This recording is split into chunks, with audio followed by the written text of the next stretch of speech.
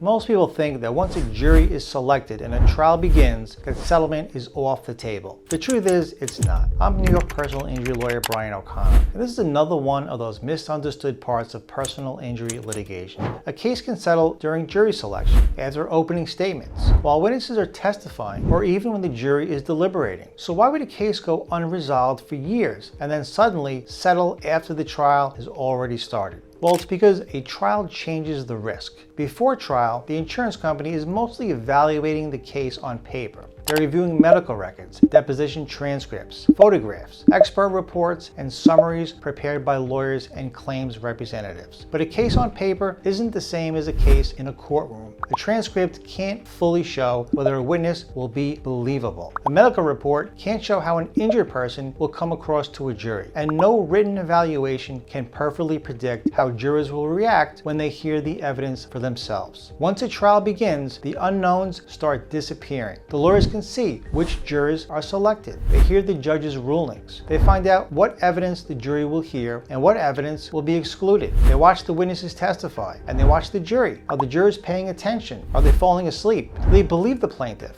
Are they skeptical of the defense? Did a particular witness help the case or hurt it? Every day of trial gives both sides information. And with more information comes a clear understanding of the risk. I recently had a case that shows exactly how this works. For approximately 4 years, the defense made no settlement offer at all. Not a low offer, but no offer. We exchanged records. We took depositions. We prepared the witnesses. We got the case ready for trial, and still there was no offer. The case went to jury selection. Even after jury selection, there still wasn't an offer. Just before opening statements, the defense finally made an offer. It was small, and it wasn't reasonable. So I rejected it, and I continued with the trial. We gave opening statements. We had witness testimony and photos, and other evidence was presented. And then, just before closing arguments were about to begin, the defense made a reasonable offer, and the case settled. So some people might ask, why settle then? Why not just finish the trial and wait for the verdict? Well, the answer to that question depends on how you value the case and whether the settlement offer is close enough to that value that a jury verdict is no longer worth the risk of uncertainty. When an offer is so far below the value you set, the jury verdict is the right decision. But when those two numbers are in line, settlement and certainty are often the better moves. And it's because that no matter how strong you believe your case is, a jury trial always carries risk. The jury could award more than the settlement offer, but it could also award less. Or it could find for the defense and award nothing.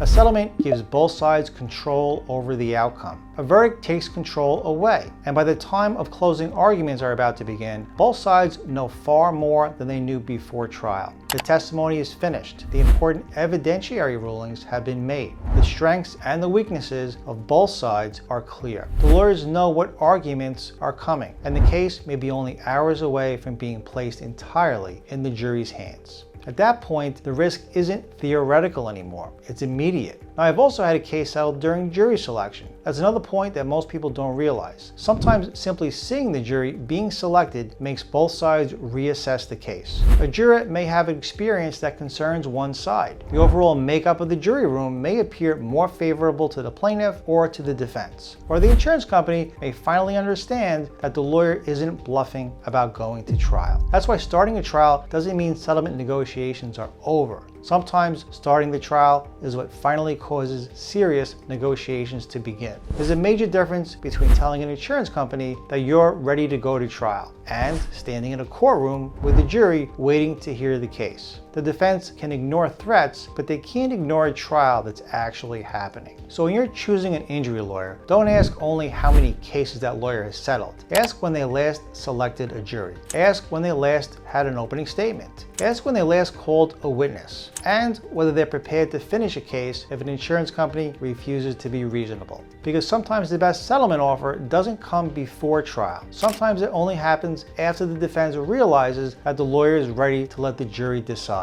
If you find courtroom insights like this interesting, follow us for more videos about how the legal system really works and sharing practical legal tips that most people never hear about.